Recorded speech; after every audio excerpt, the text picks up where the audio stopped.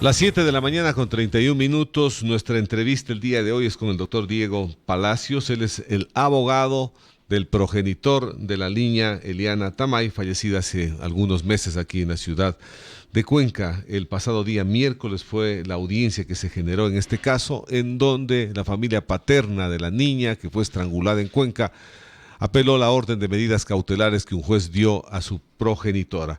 Para dar un poco de contexto a los amigos que escuchan la W y que de pronto no conocen muy bien este caso, doctor, explíquenos más o menos en qué contexto se da el crimen de esta niña. Buenos días. Muchas gracias, Rubén. Muy buenos días a usted y a todos quienes nos ven y nos escuchan.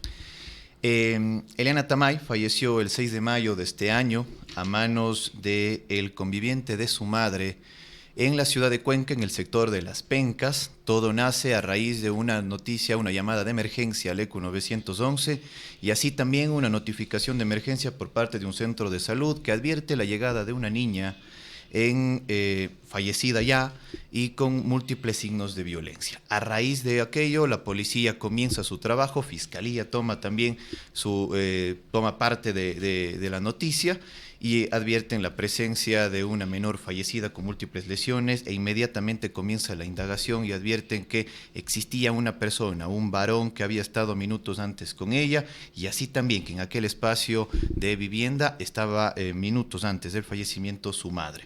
En consecuencia, la Fiscalía detiene a estas dos personas, me refiero a la madre de la menor, cuanto también al conviviente de ella, y comienza a realizar en 24 horas las investigaciones preliminares, entre ellas el acta de levantamiento del cadáver, la autopsia médico-legal, las versiones urgentes, los reportes de emergencia de los hospitales, y en definitiva advierten que hay una muerte violenta de una menor por una suerte de asfixia provocada por un tercero.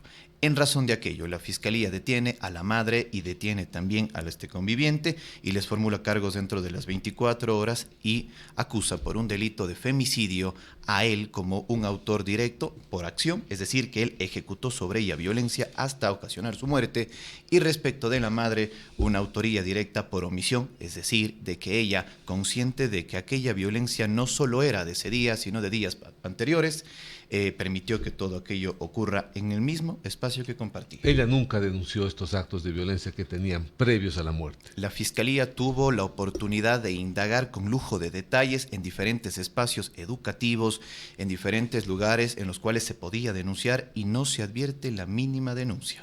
Conocimiento absoluto de los múltiples actos de violencia y ella no advirtió a ninguna persona durante muchísimo tiempo, incluso esto data de inicios de este año 2022. El padre, los familiares del padre tampoco conocían de estos actos de violencia que se ejecutaban sobre la niña. Respecto del padre hay una situación. O había una mala comunicación entre padres. Él exigía y pedía verle a su hija, mandaba de manera recurrente mensajes, llegaba a las visitas, su hija le notaba en determinadas condiciones que no eran favorables, intentaba conversar con la madre, él lo dice en múltiples espacios, no me daba respuesta, no me contestaba la llamada, en definitiva me tomaba a burla y la preocupación era cada vez mayor.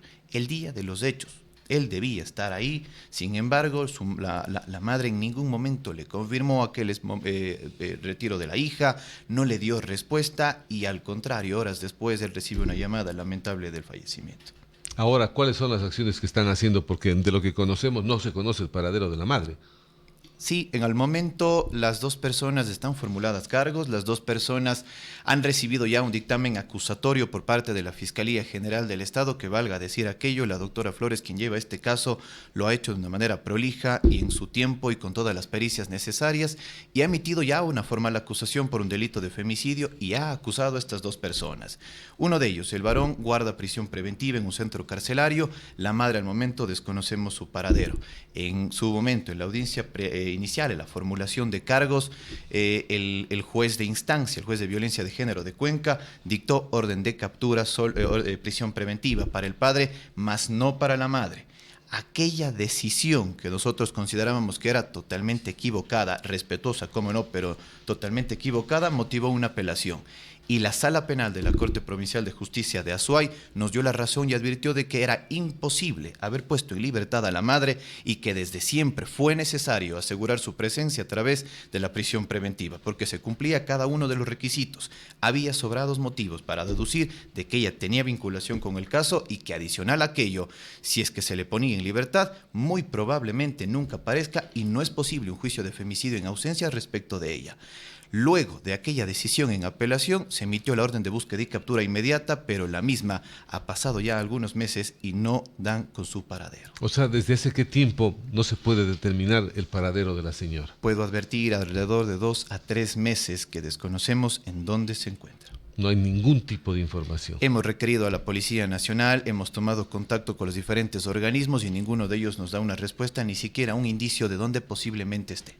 Con lo que usted acaba de decir, al no estar presente ella, no se puede hacer nada, no se puede activar ninguna otra ejecución más. La última diligencia que tuvimos esta semana fue una audiencia de apelación frente a la decisión del juez de que ella no enfrente el juicio.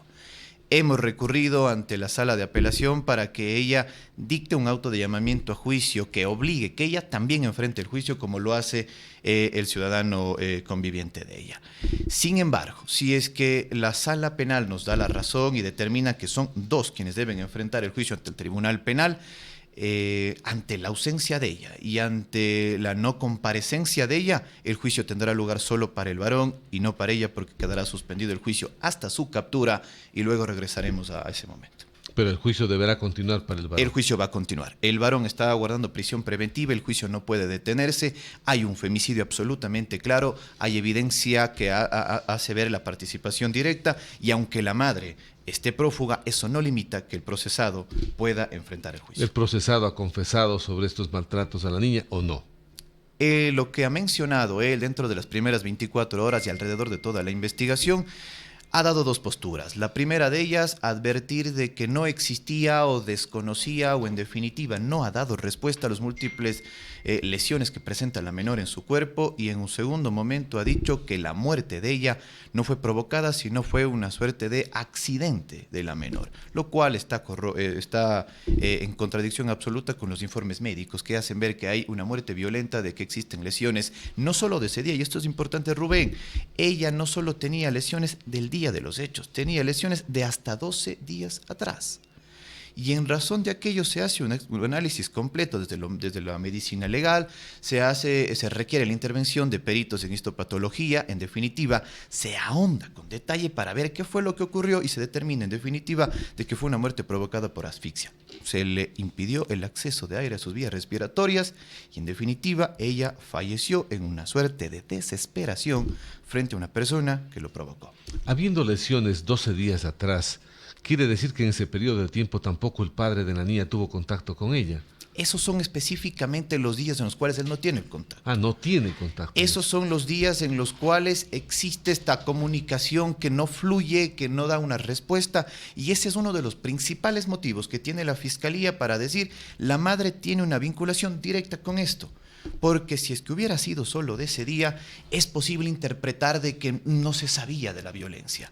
Pero tengo 12 días atrás de una madre que comparte a diario y en definitiva un contexto de violencia marcado en la menor que nos hace ver de que efectivamente no era una situación aislada, sino un notable contexto de violencia. Diego, cuando se produce el día y hora del fallecimiento de la niña, ¿estuvieron el señor y la madre de la niña o solamente estuvo el señor? El señor estuvo en el lugar de los hechos. La investigación advierte de que ella, minutos antes del fallecimiento de su hija, había abandonado aquel espacio, pero se quedó la menor con el varón. Y ahí es cuando ocurre el deceso de ella. La acusación se formaliza en razón de un delito de omisión por ese motivo. Porque la madre, consciente de las circunstancias de violencia, consciente de que no era un momento aislado, sino de manera reiterada, advirtiendo de que aquella violencia que se imprimía en la menor era una suerte de manera de corregir, una manera de educar, y que ella lo permitía a vista y paciencia a diario, ella definitivamente, consintió de que el deceso de su hija podría ocurrir y dejó en manos de un agresor quien sabía que le agredía todos los días. O sea, ella tenía pleno conocimiento de todo lo que usted acaba. Absolutamente de todo. Es imposible decir que ella desconocía o que no estaba a su alcance. Una madre que ve a su hija a diario, que comparte a diario, que ve todas sus necesidades y que ve violencia en su cuerpo, si no estoy mal, alrededor de 15 a 16 lesiones se encontró en su cuerpo en diferentes partes, e insisto, que no es de ese día, sino de hasta 12 días anteriores. Y que una madre advierta que no conoce es imposible. Diego, ¿se tomaron versiones de la madre? ¿Se pudieron tomar versiones de la madre por parte de Fiscalía? La Fiscalía ha hecho, lo dije, un trabajo adecuado, correcto, ha tomado versiones no solo de padre, madre, de convivientes, sino de familiares, tanto del lado paterno cuanto del lado materno.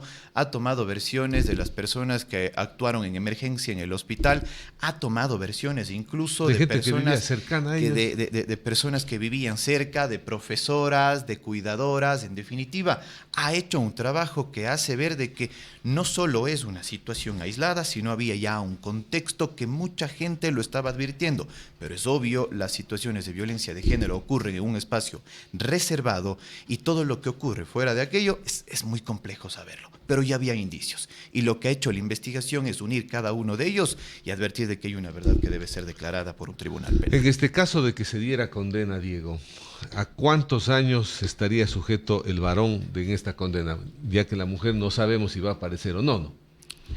La acusación es por un delito de femicidio, me parece que está por alrededor de los 22 a 26 años de condena. Habrá que analizar si es que existen agravantes que aumenten esta pretensión. Estimo yo que si el tribunal considera que existe un femicidio agravado, determinará 34 años, 8 meses. Sin embargo, es importante decirlo, hay algunas etapas procesales pendientes, entre ellas la resolución que dicte la Sala Penal la siguiente semana, y así también estará pendiente en los próximos meses la audiencia ante el Tribunal Penal de Azuay. Luego de aquello, como es correcto, habrá los recursos que garantizan un debido proceso, porque valga decirlo, pretendemos una sanción, pero pretendemos que esa se dicte dentro de un proceso justo, dentro de un proceso debido, que tenga todas las garantías, porque así será válida aquella condena que esperamos. Muchísimas gracias, Diego, por haber estado en este espacio informativo. Ha sido el abogado Diego Palacios quien está adelante llevando la defensa del padre de la niña Eliana Tamay, fallecida hace algunos meses atrás, niña de 5 años de edad, que es algo que conmovió a la sociedad cuencana en el mes de mayo anterior. Muchas gracias, Diego. Muy amable, gracias a usted. Vamos a volver luego de una pausa. Son las 7 de la mañana con 43 minutos en la hora clave. Inicio de espacio publicitario. Cuando no contratas a un electricista profesional,